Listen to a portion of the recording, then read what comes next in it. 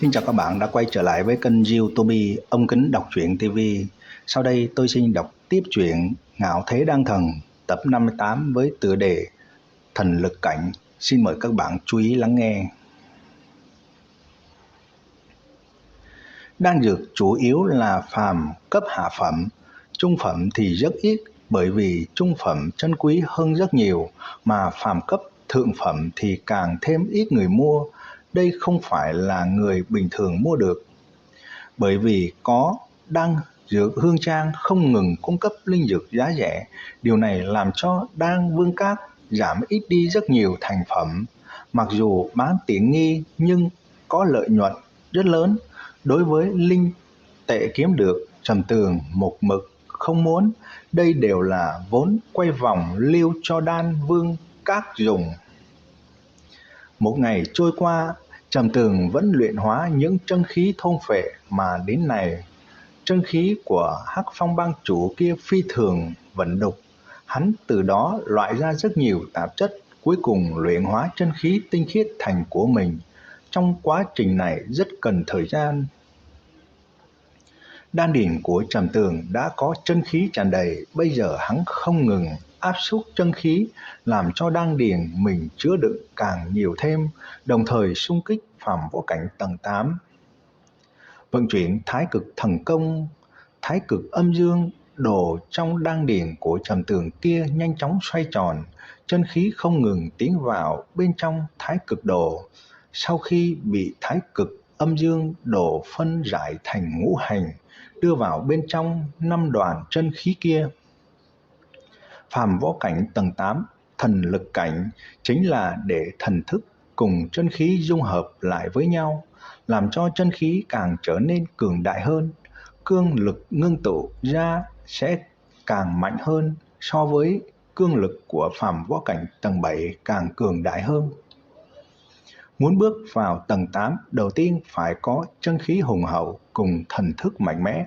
Sau khi Trầm Tường cắn nuốt chân khí của Hắc Phong bang chủ, chân khí đã phi thường hùng hậu, mà thời điểm thân thể của hắn được tiên ma trì rèn luyện, tinh thần cũng được tăng cường, bây giờ thần thức của hắn cũng không kém. Chỉ cần nắm giữ pháp môn dung hợp thần thức cùng chân khí liền có thể đột phá. Phàm võ cảnh tầng 10, thời điểm mỗi lần đột phá đều giống như muốn trở ra một cánh cửa lớn. Giai đoạn trước có thể dùng lực lượng đánh ra, thế nhưng phía sau không chỉ cần có lực lượng, đồng thời cũng cần có kỹ xảo nhất định. Kia chính là ngộ tính. Giờ khắc này Trầm Tường đã có đầy đủ lực lượng, chỉ cần hắn nắm giữ pháp môn dung hợp chân khí cùng thần thức là có thể mở ra phiến cửa lớn kia, bước vào phàm võ cảnh tầng 8, thần lực cảnh. Vận chuyển thái cực thần công, cảm ngộ ảo diệu bên trong thần công, chân khí cùng thần thức trong cơ thể Trầm Tường theo tâm ý của hắn chậm rãi dung hợp. Thần thức vô hình, chân khí đủ mọi màu sắc, hai loại lực lượng này mạnh mẽ dung hợp lại cùng nhau, giống như nổ tung trong cơ thể của Trầm Tường, sinh ra một cỗ lực lượng quần quẫn không ngừng trùng kích kinh mạch, bắp thịt, xương cốt, thân thể của hắn. Trong đầu của Trầm Tường phảng phất có một cái đại môn bị mở ra, lực lượng quần quẫn không dứt từ sau cánh cửa kia tràn vào thân thể của hắn, là cho lực lượng của hắn càng cường hoành hơn. Trầm Tường đột nhiên mở mắt ra, hai đạo bạch quang từ trong mắt bắn ra, khí vụ màu vàng lượn lờ ở trên người hắn chậm rãi tán đi. Lúc này trước mắt hắn một mảnh vỡ rõ ràng, cát bụi bé nhỏ trên mặt đất giống như ở trước mắt. Tuy rằng hai lỗ tai tiếp thu âm thanh từ xa xa truyền đến, nhưng hắn không cảm thấy ầm ĩ, trái lại có thể rõ ràng từ trong những âm thanh lung tung này phân rõ ra nhiều lời nói. Tại thời điểm mấu chốt, Trầm Tường bước vào phàm võ cảnh tầng 8, thần lực cảnh. Hắn chỉ là một thiếu niên sắp tới 17 tuổi mà thôi. 10 năm một lần Vương Thành Võ Đạo Hội bắt đầu. Đây là hướng người 20 tuổi trở xuống trong toàn quốc mà thiết lập. Lần này là do Dược gia tổ chức, đồng thời còn có cao nhân đến từ trong môn phái tới đây quan sát. Chỉ cần thắng được quán quân, chẳng những có thể đạt được linh cấp thượng phẩm chân nguyên đan, còn có thể thu được tư cách gia nhập môn phái. Đây là khen thưởng mê người cỡ nào.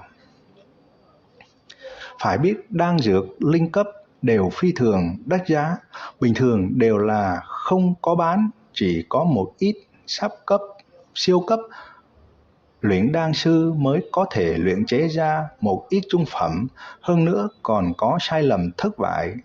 Chớ nói chi là linh cấp thượng phẩm chân nguyên đan. Bên trong chân nguyên đan hàm chứa lượng lớn chân khí tinh khiết.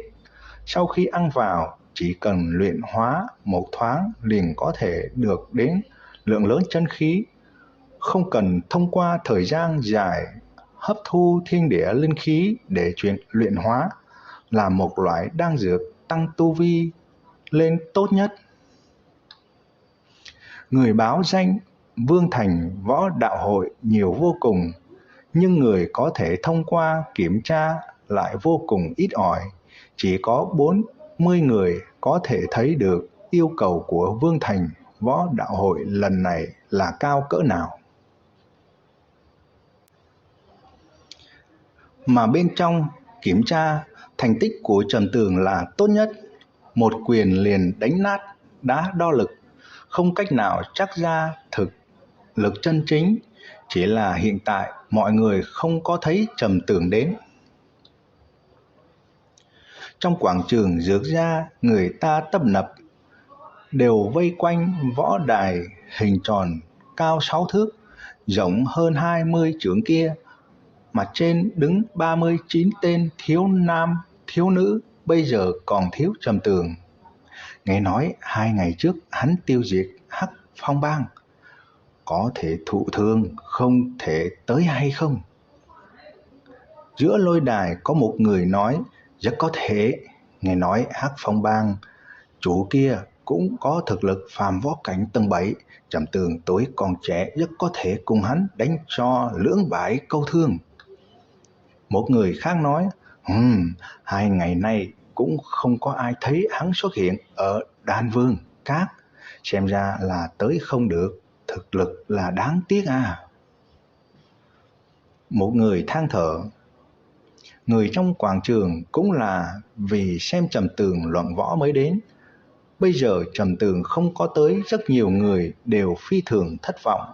Điều này làm cho những thiếu niên, thiếu nữ kiêu ngạo trên đài rất là khó chịu, bởi vì dưới đài đều cho rằng sau khi Trầm Tường tới nhất định có thể được đệ nhất.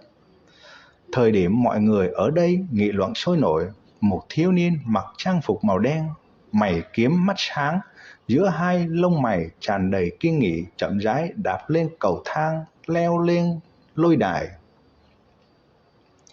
Thấy thiếu niên trầm ổn anh tuấn thiếu kia đột nhiên xuất hiện, quảng trường nhất thời yên lặng như tờ. Sau đó bùng nổ ra từng đợt tiếng kinh hô, rốt cuộc Trầm Tường đã tới. Điều này làm cho mọi người phấn chấn không ngớt.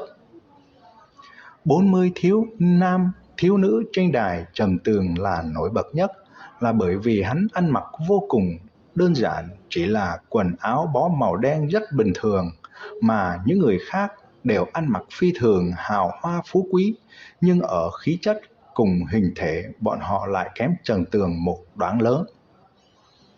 Trầm Tường làm cho người ta cảm giác là thành thục, thận trọng, trên mặt chỉ mang theo một nụ cười mỉm, mà những thiếu nam thiếu nữ kia khác mỗi người đều cao ngạo ngang ngược, một mặt ngạo sắc, giống như ai cũng không thể được bọn họ để vào trong mắt vậy. Nhìn khiến người ta cực kỳ khó chịu, vì lẽ đó mọi người vẫn